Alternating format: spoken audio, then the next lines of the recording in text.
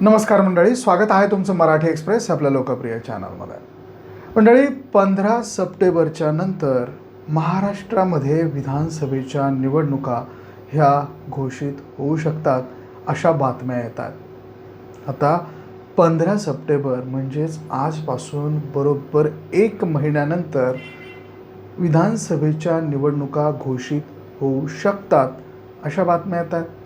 आणि निवडणुका झाल्यानंतर साधारणतः 1 ते 1.5 महिन्याच्या आत निकाल देखील घोषित होईल. याचा अर्थ असा आहे की पुढच्या 2 ते 3 महिन्याच्या आत महाराष्ट्र सरकार हे नवीन असणार. महाराष्ट्रामध्ये नवीन सरकार स्थापन होणार. आता महाराष्ट्रामध्ये जर नवीन सरकार स्थापन होणार असेल तर त्यात सगळ्यात महत्त्वाचं म्हणजे ते सरकार कुणाचं असेल. आता सरकार कुणाचं असेल हे महाराष्ट्रातले काही विभाग ठरवतात. मग त्यामध्ये कोकण आहे, पश्चिम महाराष्ट्र आहे, उत्तर महाराष्ट्र आहे, त्याचबरोबर विदर्भ आहे आणि मराठवाडा देखील आहे. तर मराठवाडा हा या सगळ्या प्रोसेसमध्ये सगळ्यात महत्त्वाचा आहे. त्याचं कारण असं आहे की या मराठवाड्यात 48 जागा आहेत. आता ह्या 48 जागा कुणाच्या पारड्यात जातात त्याचंच सरकार या ठिकाणी बनू शकेल. 8 लोकसभा मतदारसंघांमध्ये विभागलेल्या आहेत.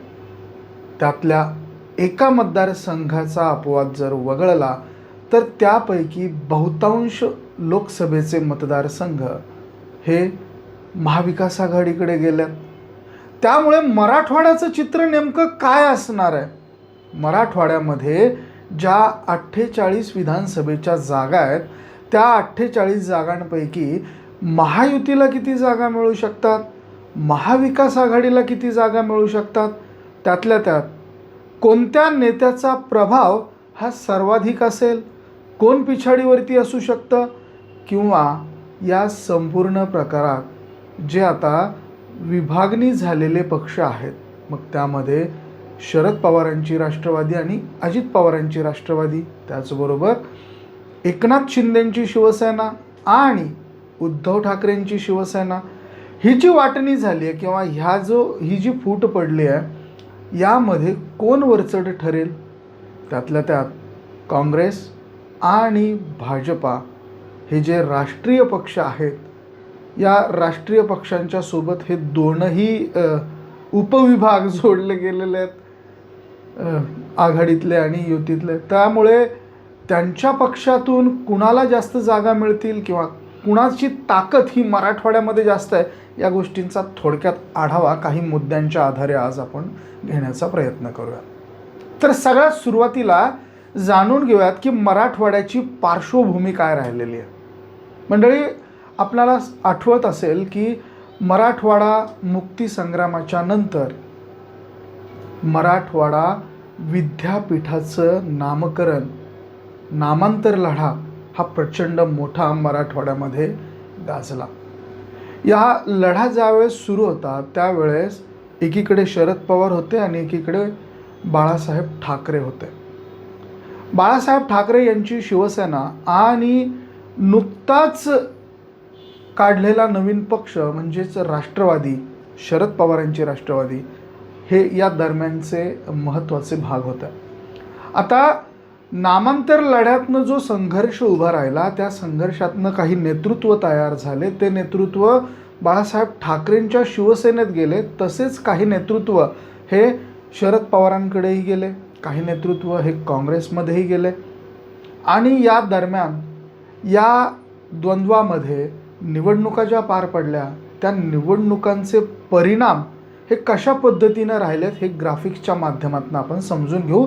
2009 पासून 4 पासून ते 9 पासूनचे हे परिणाम काय राहिलेत ते ग्राफिक्सच्या माध्यमातून समजू. तर मंडळी, हे ग्राफिक्स तुम्ही पाहिल्यात. बोल भिडू यांच्या सौजन्याने हे ग्राफिक्स आम्ही तुम्हाला दाखवल्यात. तर आता ज्या पद्धतीनं मराठवाड्यामध्ये सत्ता ही वेगवेगळ्या पद्धतीने वेगवेगळ्या पक्षांकडे गेली आहे, त्या नेतृत्वाकडे गेली आहे, हे अधोरेखित करता येतं. मग यामध्ये बाळासाहेब ठाकरे हे जास्त वरचढ राहिल्याचं देखील आपणास लक्षात येईल. आता ज्या वेळेस बाळासाहेब ठाकरे यांच्याकडे यांचे उमेदवार हे वारंवार निवडून येत होते, त्यावेळेस भाजपा ही महाराष्ट्रामध्ये मराठवाड्यावर त्या मानाने काहीशी कमकुवत असल्याची जाणवते संख्याबळानुसार. मग भाजप आणि शिवसेना युती झाली, पुढे शिवसेना भाजप युतीचं सरकार हे महाराष्ट्रामध्ये आलं, परंतु या मराठवाड्याच्या ज्या जागा आहेत त्या नेहमीच निर्णायक राहिलेल्या आहेत. तशाच त्या आता 2024च्या विधानसभा निवडणुकीमध्ये देखील मोठ्या प्रमाणावर निर्णायक ठरणार आहेत. तर आता परिस्थिती बदललेली आहे. 2024च्या विधानसभा निवडणुका ह्या काही मुद्द्यांवरती अधोरेखित होणार आहेत. त्यातल्या त्यात मराठवाड्याचा आपण विषय करतोय, तर मराठवाड्यात सगळ्यात महत्त्वाचा मुद्दा जर सध्या कुठला असेल तर तो मराठा विरुद्ध ओबीसी आरक्षणाचा आहे. त्याचबरोबर नुकताच लोकसभेच्या निवडणुका पार पडल्यात. या लोकसभेच्या निवडणुकांमध्ये हा मुद्दा देखील प्रामुख्याने समोर आल्याचं आपण पाहिलेलं आहे. त्यातनं या मराठवाड्यातील ज्या जागा आहेत त्या महाविकास आघाडीच्या वाट्याला मॅक्झिमम गेलेल्या आहेत, केवळ एक जागा महायुतीकडे राहिलेली आहे. तर ह्या संपूर्ण प्रकारात आता विधानसभेचे जी काही मुद्दे आहेत त्या मुद्द्यांमुळे कोण प्रभावी ठरेल किंवा कुणाकडे या जागा जाऊ शकतात आणि या सगळ्या मंडळींमधला कोण तो हिरो असेल जो या जागा मारण्यात किंवा मॅक्झिमम जागा आपल्याकडे खेचून आणण्यात यशस्वी ठरेल, ते थोडक्यात जाणून घेऊयात. तर मंडळी, यामध्ये काही मुद्दे आहेत. त्यातला पहिला मुद्दा आहे तो म्हणजे मराठा विरुद्ध ओबीसी आरक्षण आणि यातनं नेत्यांवरती होणारी टीका. आता मराठा आरक्षण आंदोलक मनोज जरांगे पाटील यांनी फडणवीसांना खूप मोठ्या पद्धतीनं टार्गेट केलं. त्यांच्यावरती टीकास्त्र ते वारंवार सोडतात आणि त्या उलट एकनाथ शिंदे हे त्यांचे सॉफ्ट टार्गेट आहेत. एव्हाना काही अंशी एकनाथ शिंदेच हे जरांगेंना सांगतायत का, अशा देखील काही वावड्या मध्यंतरी उठल्या. अशाही काही पद्धतीचे वक्तव्य काही मंडळींकडनं आले, विरोधकांकडनं आले. त्यामुळे एकनाथ शिंदे यांच्याबद्दलचा असणारा सॉफ्ट कॉर्नर मनोज जरांगे पाटील यांचा तो या ठिकाणी अधोरेखित करण्यासारखा आहे. त्याचबरोबर देवेंद्र फडणवीस यांच्या विरोधात मनोज जरांगे पाटील ज्या पद्धतीनं आक्रमक होत आहेत त्याचा फटका हा भाजपाला मराठवाड्यात मोठ्या प्रमाणात बसला आहे. त्याच धर्तीवर तशाच पद्धतीचा फटका हा महाविकास आघाडीला देखील बसला आहे. शिंदेंचे काही उमेदवार हे मराठवाड्यातले कमी आल्यात, पण महाविकास आघाडीत या मानाने खूप मोठ्या प्रमाणात फायदा झाल्याचं बघायला मिळतं. त्यातला सगळ्यात जास्त फायदा हा काँग्रेसला आहे, दुसऱ्या क्रमांकाचा फायदा राष्ट्रवादीला आहे आणि तिसऱ्या क्रमांकाचा फायदा हा एकनाथ शिंदेंना आहे. तर या संपूर्ण प्रकरणात फडणवीस हे टार्गेट होताना दिसतात आणि फडणवीसांची जी भूमिका राहिलेली आहे ती भूमिका जर आपण लक्षात घेतली तर त्या भूमिकांमुळे ओबीसींच्या संदर्भातली ती भूमिका की ओबीसी हा आमचा DNA आहे असं फडणवीसांनी म्हटलेलं होतं. त्यामुळे ओबीसींची मतं ही महाविकास आघाडीला न जाता महायुतीकडे यावीत किंवा महायुतीच्या बाजूने यावीत यासाठी महायुती ही प्रयत्नशील आहे आणि त्या अनुषंगानेच काही वक्तव्य हे लोकसभेच्या निवडणुकीच्या दरम्यान करण्यात आले असं देखील आपण म्हणू शकतो. परंतु त्याचा किती परिणाम झाला, त्या वक्तव्यांमुळे काय काय गोष्टी घडल्या हे देखील तुम्हाला माहितीच आहे. त्यामुळे येणाऱ्या विधानसभा निवडणुकांमध्ये ज्या वेळेस फडणवीसांकडनं ओबीसी समाजाबद्दल किंवा ओबीसींच्या मतांबद्दल काही वक्तव्य जर आली तर निश्चितच त्याचा परिणाम काय होतो हे देखील पाहणं अत्यंत महत्त्वाचं असणार आहे. दुसरा मुद्दा आहे अजित पवार. आता अजित पवार हे महायुतीमध्ये आहेत. आता महायुतीमध्ये आहेत परंतु ओबीसी विरुद्ध मराठा आणि अशी लाईन जर का आपण पकडली आणि या लाईनवरती जर आपण पाहिलं तर एकनाथ शिंदे आणि अजित पवार हे एका लाईनवरती असल्याचं आपल्याला आढळू शकतं, म्हणजेच मराठा ह्या समीकरणाने. तर एकनाथ शिंदे हे सॉफ्ट टार्गेट आहेत, अजित पवार देखील सॉफ्ट टार्गेट आहेत जरांगे यांच्या नजरेत, परंतु फडणवीस मात्र हे हार्ड टार्गेट या ठिकाणी ठरतात. आता अजित पवार थोडेसे मागे जातात ते देखील आपण काही मुद्द्यांच्या आधारे समजून घेऊ. त्यातला पहिला मुद्दा आहे छगन भुजबळ. आता मनोज जरांगे पाटील ज्या पद्धतीने छगन भुजबळांवरती प्रहार करतायत ते प्रहार पाहता राष्ट्रवादी अजित पवार गटावरतीच ते प्रहार आहेत हे देखील आपण म्हणू शकतो, कारण सध्या छगन भुजबळ हे राष्ट्रवादी अजित पवार गटात येताना ते हे देखील म्हणाले होते की मला पक्षश्रेष्ठींनी पक्षातून काढून जरी टाकलं तरी हरकत नाही, परंतु मी ओबीसींच्या साठी लढणार. आणि ते वक्तव्यात तसं आल्यानंतर अजित पवारांकडनं कुठलीही भूमिका घेतल्या गेली नाही. एव्हाना ज्या वेळेस लाठीचार्ज झाला त्या दरम्यान अजित पवारांचं मौन हे देखील खूप काही गोष्टी सांगतं. आता अजित पवार हे ओबीसींच्या मतांवरती देखील अवलंबून आहेत, शिवाय मराठा मतांवरती देखील अवलंबून आहेत.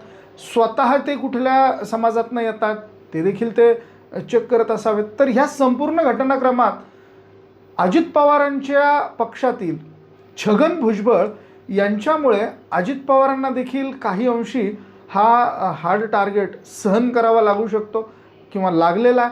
आणि त्यामुळेच इथे देखील एकनाथ शिंदे हे अजित पवार आणि देवेंद्र फडणवीस यांच्यापेक्षा थोडेसे वरचढ दिसतात. आता पुढचा मुद्दा जो आहे एकनाथ शिंदे यांच्या आणि जरांगे यांच्या एका लाईनवरचा. आता ही एक लाईन काय तर हैदराबाद गॅजेट लागू करणार असं एकनाथ शिंदे म्हणतात. त्याचबरोबर आपण मराठा समाजाला आरक्षण देण्याची आपली भूमिका आहे अशी जाहीर शपथ एकनाथ शिंदेंनी घेतली आहे. त्याचबरोबर अंतरवाली सराटीत ते आलेले आहेत. मुख्यमंत्री असताना ते अंतरवाली सराटीत आलेले आहेत. त्याचबरोबर त्यांनी वाशीमध्ये देखील जरांगेंची भेट घेतली, त्या ठिकाणी देखील त्यांना तो GR देण्यात आला. या सगळ्या गोष्टी पाहता एकनाथ शिंदे आणि मनोज जरांगे पाटील यांच्यामध्ये एक सॉफ्ट लाईन आहे आणि त्याचा फायदा हा आगामी विधानसभेत एकनाथ शिंदे यांच्या उमेदवारांना निश्चितपणे होऊ शकतो, हे देखील आपण अधोरेखित करू शकतो. तर या संपूर्ण प्रकारामध्ये एकनाथ शिंदे हे आता महाविकास आघाडी त्याच पद्धतीने महायुती या दरम्यान हे दोनही आघाड्यांमधनं हे वरचढ असल्याचं सध्या जाणवतं. आता त्याचा दुसरा मुद्दा असा आहे की या ठिकाणची लोकल समीकरणं, म्हणजेच जर का आपण लक्षात घेतलं तर जालना लोकसभा मतदारसंघामध्ये रावसाहेब दानवे जे भाजपचे अत्यंत मोठे तगडे नेते आहेत त्यांचा पराभव झाला, परंतु त्याला लागूनच असलेला आहे व ना त्याच मतदारसंघातल्या एकमेकांमध्ये गुंतागुंतीच्या विधानसभा मतदारसंघातला एक मतदारसंघ तो म्हणजे छत्रपती संभाजीनगर लोकसभा मतदारसंघ. या लोकसभा मतदारसंघामधनं शिंदेंच्या भुमरेंनी मात्र विजयश्री खेचून आणलेला. आता इथे काय असं घडलं की मराठवाड्यात इतर विभागांमध्ये इतर लोकसभा मतदारसंघांमध्ये महाविकास आघाडीचे उमेदवार निवडून आले आणि छत्रपती संभाजीनगरमध्ये केवळ एक जागा महायुतीला मिळाली आणि ती जागा शिंदेंना मिळाली. तर त्याचं गणित आहे की शिंदे त्याचबरोबर भुमरे आणि जरांगे यांच्यामध्ये असणारा कनेक्ट हा मतदारांनी ओळखलेला होता, एवढा मराठा मतदारांनी. आणि त्यामुळे भुमरेंकडे तो सॉफ्ट कॉर्नर गेला आणि त्या अनुषंगाने भुमरेंचा विजय हा या छत्रपती संभाजीनगर लोकसभा मतदारसंघामध्ये सोपा झाला असं म्हणायला हरकत नाही. आता या ज्या 48 जागा आहेत विधानसभेच्या, या 48 जागांपैकी जी विभागणी होईल आणि त्या विभागणीवरती ज्या काही एक्स्ट्राच्या 7 ते 8 जागा आहेत महायुतीकडे, त्या अजित पवारांना मिळतील की एकनाथ शिंदेंना मिळतील की त्यात भाजप आणखी जास्त जागा लढवेल, हे पाहणं देखील अत्यंत महत्त्वाचं उत्सुकतेचं ठरणार आहे. एकनाथ शिंदे हे निश्चितच बार्गेनिंग पॉवरमध्ये आपला वर्चस्व दाखवू शकतात. एकनाथ शिंदे यांच्या लोकसभेच्या जागा नजरेत ठेवता आणि इथली समीकरणं नजरेत ठेवता एकनाथ शिंदे जागा मिळवण्यात बार्गेनिंग करू शकतात, जागा जास्तीच्या आपल्या पदरात पाडून घेऊ शकतात आणि परिणामी त्या जागा विजयी देखील करू शकतात. पण आता इथे सगळ्यात महत्त्वाचा एक फॅक्टर आणखी जो आपण चर्चिलेला नाही आहे तो म्हणजे जरांगे पाटील यांची भूमिका. जरांगे पाटील काय भूमिका घेत आहेत ते आणखी त्यांनी उघड केलेलं नाही आहे. आत्ता मागे एक महिन्यापूर्वी जरांगे पाटील उमेदवार देणार की नाही देणार याची घोषणा करणार होते, परंतु त्यांनी ती तारीख पुढे ढकलली आहे. जशा निवडणुकांच्या घोषणा होतील त्यानंतर कदाचित जरांगे पाटील आपला निर्णय उघडा करतील. आता जोपर्यंत निवडणुकाच ठरल्या नाही तोपर्यंत आपण उमेदवार द्यायचेत की नाही द्यायचेत हा निर्णय देखील जरांगे पाटलांनी पुढे ढकलला आहे. महाराष्ट्राच्या निवडणुका विधानसभेच्या ह्या जाहीर झालेल्या नाही, त्या जाहीर होणार होत्या. जशा जम्मू काश्मीरच्या निवडणुका जाहीर झाल्या त्या दरम्यानच महाराष्ट्राच्या निवडणुका ह्या जाहीर होण्यात होत्या, परंतु त्या झाल्या नाहीत. आणि त्यामुळे कदाचित मनोज जरांगे पाटील यांनी आपण उमेदवार देणार की नाही देणार याचा निर्णय पुढे ढकलला. आता ते उमेदवार जर देणार असतील तर ते उमेदवार अपक्ष पद्धतीनं देतील, आघाडी करतील, का जरांगे पाटील आणि एकनाथ शिंदे यांच्या दोघांचीच आघाडी महाराष्ट्रात होऊ शकते. मराठवाड्यातल्या जागा, पश्चिम महाराष्ट्रातल्या जागा, विदर्भातल्या जागा, या सगळ्या जागांची गोळाबेरीज करून हे दोघे जण मिळून हे निवडणूक लढवू शकतात. जरांगे पाटलांचा पाठिंबा किंवा त्यांच्या जागा ह्या कुणासाठी पूरक ठरू शकतात, तुमचा देखील अंदाज तुम्ही कमेंटमध्ये व्यक्त करा. मंडळी, हा व्हिडिओ तुम्हाला कसा वाटला आहे अवश्य कळवा. आवडला असेल तर शेअर जरूर करा आणि आपल्या चॅनलला सबस्क्राईब करायला देखील अजिबात विसरू नका. बघत राहा मराठी एक्सप्रेस. धन्यवाद.